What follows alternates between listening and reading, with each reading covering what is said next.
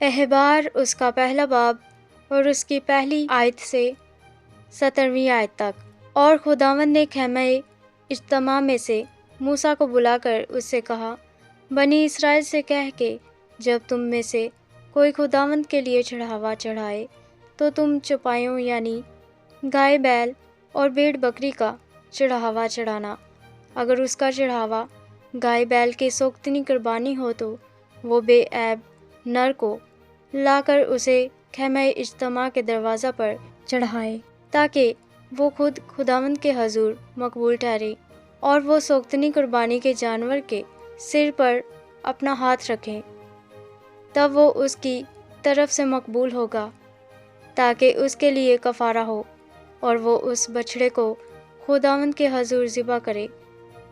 اور ہارون کے بیٹے جو کاہن ہیں خون کو لا کر اسے اس مذبح پر گردا گرد چھڑکیں جو خیمہ اجتماع کے دروازہ پر ہے۔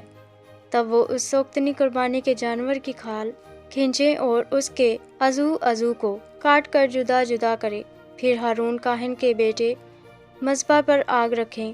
اور آگ پر لکڑیاں ترتیب سے چن دیں، اور ہارون کے بیٹے جو کاہن ہیں اس کے اعضاء کو اور سر اور چربی کو ان لکڑیوں پر جو مذبح کی آگ پر ہوں گی ترتیب سے رکھ دیں،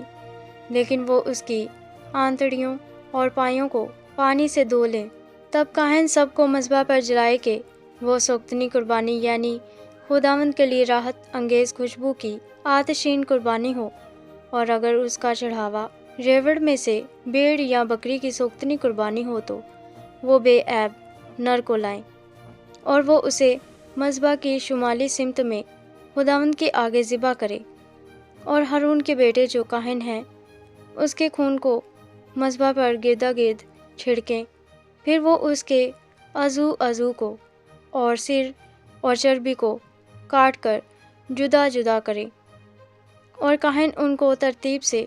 ان لکڑیوں پر جو مذبح کی آگ پر ہوں گی چن دیں، لیکن وہ آنتڑیوں اور پایوں کو پانی سے دھو لیں۔ تب